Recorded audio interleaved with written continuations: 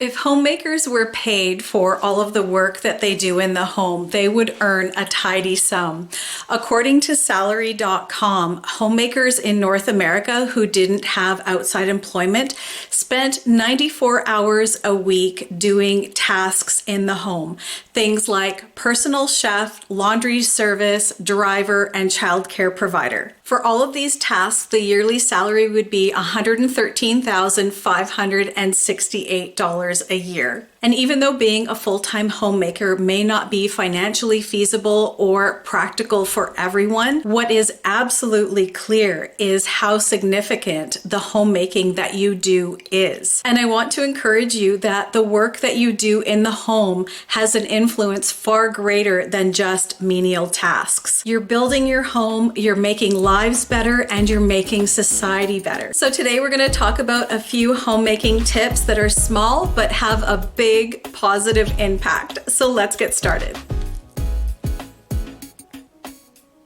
One of the things that we can forget about in the grand scheme of things is taking care of ourselves. And I'm not referring to self-care necessarily in terms of taking more candlelit bubble baths and the like, although if that's something that you enjoy doing, absolutely do it. I'm referring more to the idea of taking care of ourselves the way you would take care of someone else. So if we were responsible for the care of someone else and we were to do it well, what would that look like? We would do things like make sure they ate right. We would make sure they got enough rest. We would make sure they kept up with health appointments, and we would make sure that they got help when they needed it, and we would stand up for them if it were required of us. These are all things that we would do for someone else in our care, so we need to ensure that we're doing it for ourselves as well. Make as many home-cooked meals as you possibly can.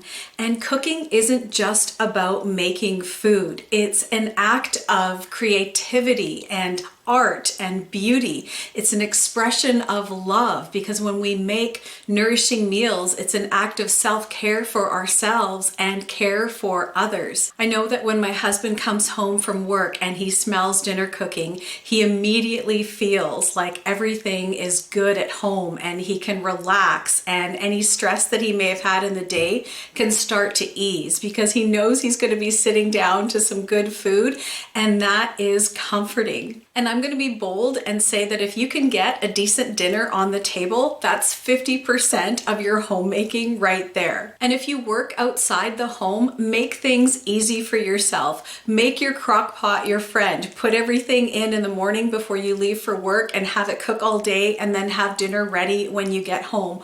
Or double batch cook whatever it is that you're making. Have one now and have one for the freezer for later on in the week when you don't have time to cook. And also try to use fewer convenience items, because your body and your health will thank you. Next, greet your husband and your kids with a cheerful heart when they walk in the door. Now, we all have days where we get busy and things are crazy and days are hard sometimes, but if we take a moment to greet the people that we share our home with love, it makes them feel like they matter. It makes them feel important. And if you haven't gotten into the habit of doing this, I encourage you to try it, because it makes such a difference.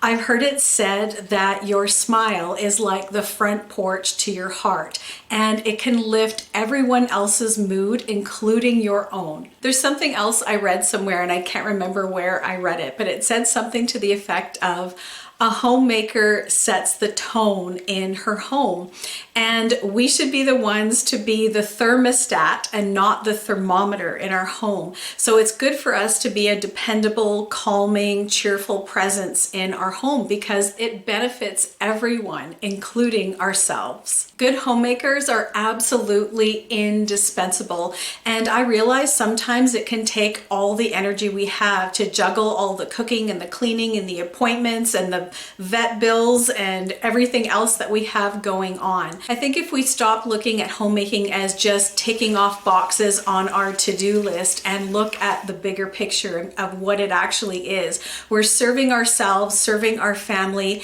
and we're looking to make our home a soft place to land in this busy, chaotic world. And if you think about it, if you work outside the home, we put a lot of effort into pleasing our boss and our coworkers, but then we come home and we can just let it all go, and everything shifts in our attitudes towards our spouse and our kids. And it's not healthy because it takes a toll on our family and our marriages. And that's something that needs a lot of attention, and it should have the same attention or more that we put into our workplace. We need to learn to grow in it and develop ourselves and thrive in it, because the value of someone who's invested in their home is absolutely underestimated. We need to stop looking at homemaking as this never-ending list of chores that need to be done, but instead look at it as an infinite sea of opportunities to channel our creativity, our skills, and our talents into meaningful work. Homemaking in no way suppresses your intellect, but gives you a chance to apply your wisdom, knowledge, and your instruction to your household. It doesn't matter if you have a family with kids or if you work outside the home. We have our own little square of life in the world, and we can beautify that space and tidy it up and love it up so that anyone who comes within our sphere feels loved, cared for, and comforted. That applies to yourself as well, creating an environment where you can grow and thrive. Now, I am by no means a perfect homemaker. There are times where it is complete pandemonium and upheaval around here, but I was lucky enough to have a beautiful example to learn from with my own mother. Growing up, she was the one who was responsible for the social calendar and the appointments, and she did the grocery shopping and made all the meals. She was the advice giver and the corrector. She was this steady, stable presence in our home. And even though I didn't really realize it at the time, she was setting an example and setting the bar, so to speak. And it created this level of respect that she didn't really have to demand. It made her this critically important, integral part of our household. Now, I was incredibly blessed to have that growing up, but even if you didn't, these are all things that can be learned with a willing spirit. And I think it's so important that we really lean into and make our home the best place it can possibly be.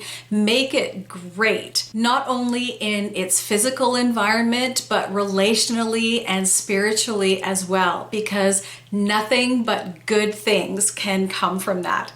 So hopefully you'll find this video helpful. Take care, everyone, and we'll catch you in the next one.